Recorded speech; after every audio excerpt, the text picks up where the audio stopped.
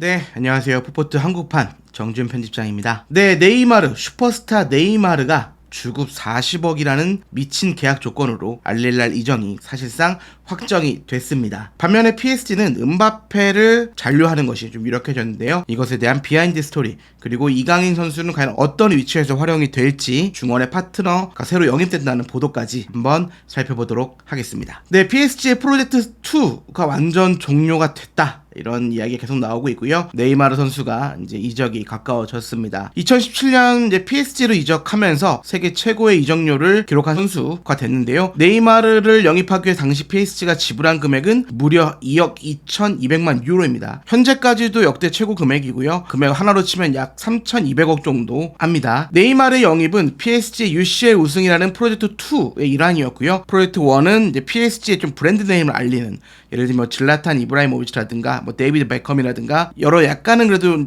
전성기가 지난 슈퍼스타들을 영입하면서 브랜드를 강화하고, 이후에 네이마르, 그다음에 음바페, 메시 등을 영입하면서 프로젝트 2를 가동하면서 빅이어에 대한 목표를 가지고 갑니다. 어쨌든 비슷한 이유로 얼마 뒤에 이제 음바페까지 영입이 됐었는데요. 어느 정도 성과도 있었습니다. 실제로 2019-20 시즌에는 네이마르, 음바페 등이 좋은 활약을 펼치면서 PSG는 구단 역사상 최초로 챔피언스리그 결승전에 진출하기도 했습니다. 네, 비록 바이에른 뮌헨의 우승에는 실패했지만 역시 의미가 있었고요. 이후 네이마르는 2025년까지 PSG와 재계약을 맺으면서 구단의 목표, 한마디로 챔피언스리그 우승이겠죠, 힘을 보태겠다는 의지를 보였습니다. 하지만 PSG 팬들은 PSG가 우승에 실패하고 네이마르가 부상으로 쓰러질 때마다 비판을 가하면서 약간의 갈등의 불씨를 지피기도 했습니다. 결과적으로 네이마르가 이번 여름에 팀을 떠나고 싶다는 입장을 밝혔다는 보도가 계속 나오고 있는데요. 영국 스카이 스포츠의 공신력이 높은 기자죠, 카베 솔 해콜 기자의 보도입니다. 네이마르는 이번 여름 팀을 떠나고 싶다는 입장을 분명히 했다. 재계약은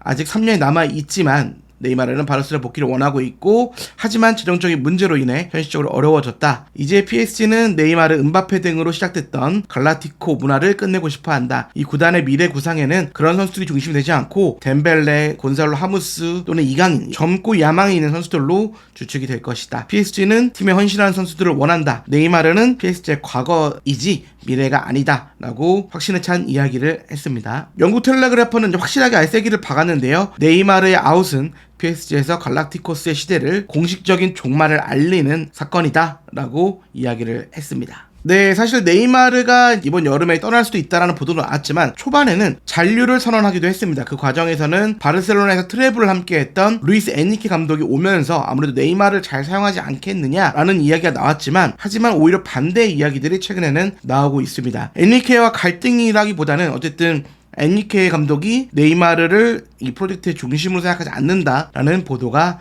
나왔습니다. 프랑스 푼 메르카토의 14일 보도고요. 처음 PSG가 엔리케 감독을 선임했을 때만 하더라도 팀 내에서 네이마르의 미래는 보장된 것처럼 보였다. 그러나 브라질 매체에 의하면 이는 사실이 아니었다라고 밝힙니다. 브라질 TNT 스포츠 보도죠. 브라질 상당히 공신력이 높은 매체고요. 엔리케 감독은 PSG 부임 직후 네이마르를 활용하자가 중용하지 않을 뜻을 내비쳤다. 심지어 그는 마르코 베라티의 매각을 요청했을 수도 있다. 네이마르와 엔리케 감독은 지난 2015년 챔피언스 우승을 차지한 뒤 사이가 악화됐다, 갈등이 어느 정도 있었다라는 보도가 이어집니다. 네이마르와 엔리케 감독의 약간의 갈등이 있어지면서 네이마르의 미래가 불투명해졌는데요. 네이마르의 현재 계약은 2025년 여름까지입니다. 1년 연장 옵션이 포함되어 있기 때문에 최대 3년 정도는 PSG와 뛸 수 있지만 현재로서는 동행의 마침표를 찍을 것으로 보입니다. 바르셀로나 개인 합의를 맞췄다, 복귀 가능성이 높다라고 했지만 이것은 사실이 아닌 것으로 전해졌고요. 아무래도 바르셀로나 재정적인 상황이 좋지 않기 때문에 새로운 행선지가 급부상했습니다. 바로 사우디 아라비아의 알 힐랄인데요. 알 힐랄은 올여름 메시의 영입을 시도했던 팀입니다. 당시에도 천문학적인 연봉으로 메시를 설득하고도 했지만 결국에는 미국행을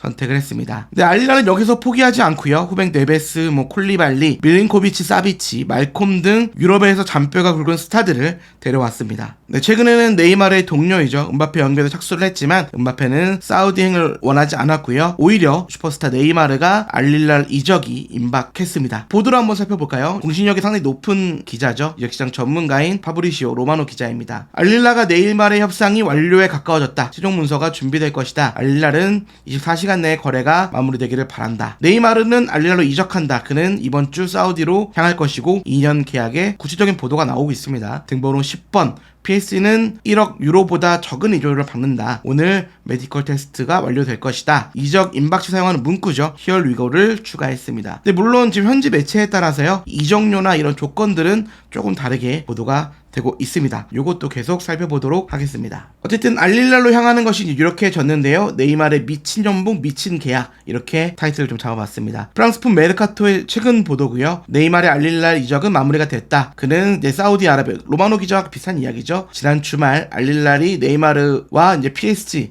이런 합의점을 찾기 위해 노력 중이었고, 현재로서는 모든 것이 끝났다. PSG와 알릴랄은 합의에 도달을 했고요. 이적료는 1억 유로 약간 못 미칠 것이다. 요거는 이제 로마노와 비슷한 보도를 내놨습니다. 네이마르는 메디컬을 받을 것이고, 비슷한 보도죠. 이번 주 안으로 팀에 합류할 것이다. 네이마르의 계약 기간 2년이고 이 연봉에 대한 구체적인 이야기도 조금씩은 다릅니다. 어쨌든 1억 유로의 연봉을 수령할 예정이다 라고 보도를 했습니다. 후속 보도가 계속 나오고 있습니다. 영국 공영방송이죠. BBC입니다. 네이마르는 9천만 파운드의 알파, 그러니까 9천만 파운드 1억 유로가 조금 넘습니다. 그러니까 이적료로 알릴랄 이적에 동의를 했다. 메디컬과 서류만 남았다. PSG에서 연봉은 현재 2,500만 유로 정도인데 사우디에서는 6배, 아까 보도에서 한 1억 유로 정도라고 이야기했지만 또 BBC는 한 1억 5천만 유로, 하나로 한 2,185억 정도라고 예상을 하고 있습니다. 영국 텔레그라프도 이제 최신 보도를 내놨는데요. 알릴랄 에서 주급 224만 파운드, 하나로 한 약 38억에서 한 40억 정도가 될 것 같아요. 2년 계약기간, 이거는 공통된 보도죠. 2년 계약기간이고 약 2년 동안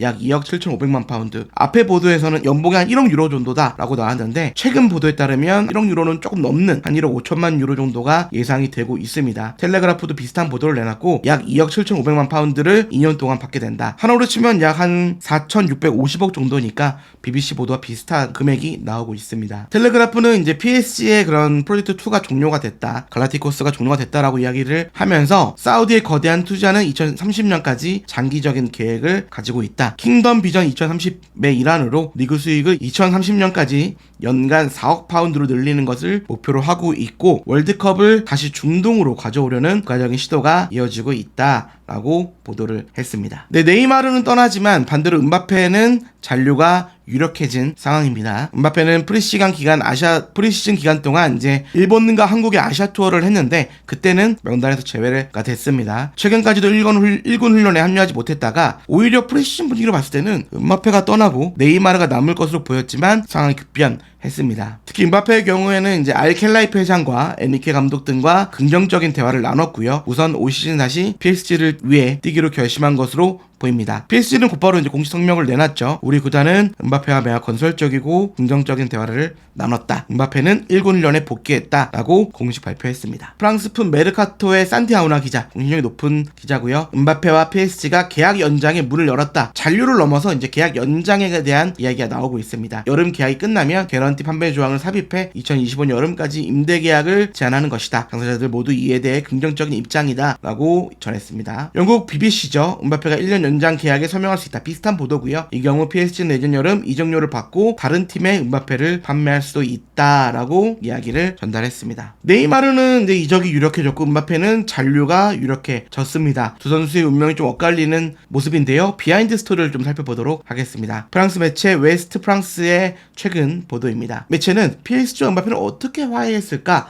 라는 제목의 보도를 내놨고요. 음바페는 특별한 날을 보냈다. 그는 훈련에 복귀했고 팀의 그룹과 함께 훈련을 재개했다. 이는 음바페와 그의 가족이 PSG 경영진과 화해하며 가능해졌다. 두 당사자, 그러니까 PSG와 음바페는 이제 같은 방향으로 가고 싶어하는 것 같다. 소식에 따르면 화해에 대한 논의는 로리앙전, 그러니까 개막전 이전부터 시작됐고 두 당사자는 긍정적인 반응을 보였다. 음바페도 PSG의 어떤 경우라도 자유계약으로 떠나지 않겠다는 마음을 내비쳤다라고 전했습니다. 또한 PSG가 네이마르와 베르티에 대한 잠재적인 이적을 추진하고 더 이상 함께하지 않기를 원한다고 밝힌 것이 음바페를 위한 강력한 행동이다. 회장과의 논의도 긍정적이었다라고 보도를 했는데요. 어떻게 보면 네이마르의 그런 이탈, 그러니까 조금 껄끄러워졌다라는 보도가, 그러니까 음바페와 네이마르가 관계가 예전 같지 않다, 조금 껄끄럽다라는 보도가 있었는데, 음바페의 이런 잔류 조건 중에 하나가 네이마르의 아웃이 아니었냐, 이런 분석이 나오고 있습니다. 에니케 감독도 어쨌든 네이마르에 대해서는 이제 중심적으로 쓰지 않겠다라고 밝히면서 음바페가 좀 잔류를 위해 내부적으로 큰 노력을 쏟은 사실이 알려졌습니다. 프랑스 매체 르텐, 프랑스 일간지 보도고요. 르텐 스포츠입니다. 에니케 감독은 경영진의 구단의 결정을 지지한다고 공개적으로 밝혔고, 그럼에도 불구하고 내부적으로는 음바페를 1군에 복귀시키기 위한 작업을 추진했다. 에니케는 사석에서 음바페에게 더 많은 해결책을 제공하고 PSG가 로리앙과의 경기에서 부족했던 전방 압박이라든가 득점력을 음바페가 더 많이 해줄 수 있다는 사실을 강하게 표명했다. 에니케 감독은 음바페와 덴벨레에게 큰 기대를 걸고 있다. 그러니까 공격적인 이런 조합들을 중심을 음바페와 덴벨레로 잡은, 그러니까 네이마르가 아닌 음바페와 덴벨레를 원하고 있다라는 보도입니다. 캄푸스 단장이 네이마르 방출과 함께 음바페에게 공격 상황에서 이전보다 좀 더 자유롭게, 한마디로 좀 프리롤 역할을 맡기게 하면서 그런 약속을 했다라고 전해지는데요. 이를 위해서 좀 연계가 좋은 뭐 지루 같은 유형, 스카마카 같은 유형의 연계가 좋은 공격수를 영입할 것이다. 그동안은 메시, 네이마르가 있으면서 음바페가 좀 최전방에서 활약하는 모습들이 많았거든요. 음바페가 원하는 좀 측면에서 좀 자유롭게 플레이할 수 있도록 하겠다라는 약속까지 이뤄졌다라고 보도가 나오고 있습니다. 결국 PSG는 이제 곤살로 하무스를 영입하면서 음바페와 덴벨레의 공격 능력을 살릴 수 있는 공격수를 데려왔다.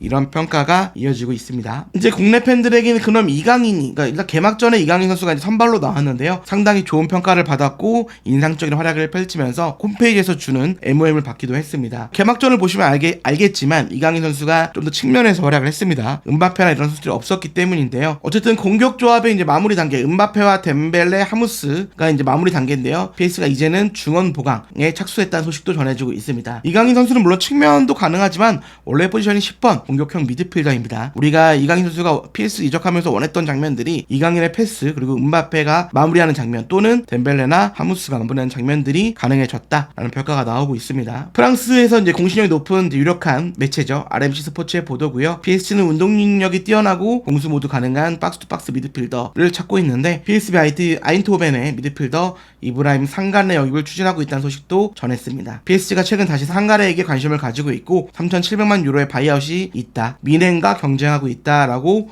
전했습니다. 네이마르의 이탈이 유력해졌고요. 베라티도 어떻게 보면은 엔리케 감독 구상에서 벗어났기 때문에 좀 창의적이면서도 운동력이 좋은 미드필더를 원하고 있는데, 이 상가레 같은 경우에는 상당히 191cm 장신이고요. 박스투박스로 움직이면서 공수 모두 가능한 미드필더입니다. 창의적이면서도 운동력이 좋은 미드필더이기 때문에 좀 PSG가 원하고 있다, 관심을 갖고 있다라는 보도가 이어지고 있고, 한번 두아르테라든가 뭐 파비안이라든가 이런 선수들과 이강인, 이런 조합들이 가능해질 것 같습니다. 에니케 감독은 이제 가비라든가 베르나르도 실바를 원했다라는 보도가 나왔는데, 현재는 협상이 어려워진 상황이라서 상가레에게 다시 관심을 갖고 있다라는 보도가 나오고 있습니다. 네, 마지막 사진 한 장을 좀 보고 마무리하도록 하겠습니다. 훈련에 복귀한 음바페고요. 음바페 선수를 이제 환영하는 이제 PSG의 선수들, 그다음에 코칭 스태프, 뭐 인디안밥이라고 하죠. 우리나라식으로는 저렇게 좀 환영해주는 모습이고요.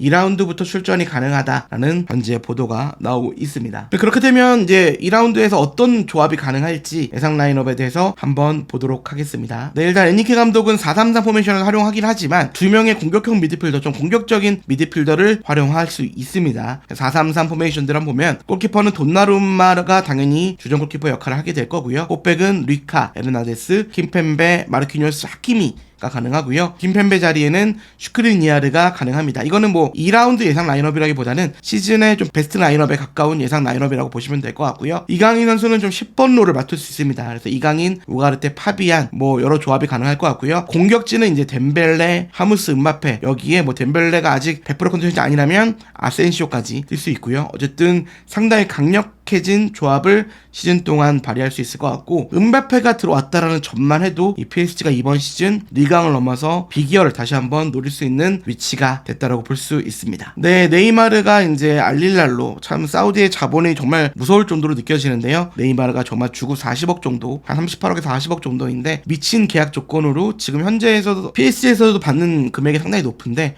이거 6배 정도 된다. 물론 보도에 따라서 여러 가지 좀 구체적인 조건들은 좀 달라지고 있습니다만 어쨌든 엄청난 금액, 미친 조건으로 알릴랄로 이적이 유력해졌습니다. 반면에 음바페는 잔류가 유력해졌고요. 이강인의 우리 형이라고 불렸던 네이마르는 떠나고 음바페가 합류를 하면서 어찌됐든 조금은 이제 공격 라인이 달라지겠지만 이강인 선수와 또 음바페 활약이 또 국내 팬들에게 상당한 기대감을 주고 있습니다. 예, 저는 풋포트 한국판 정준 편집장이었고요. 앞으로 한준 TV를 통해서 다양한 축구 소식 전달해 드리도록 하겠습니다. 감사합니다.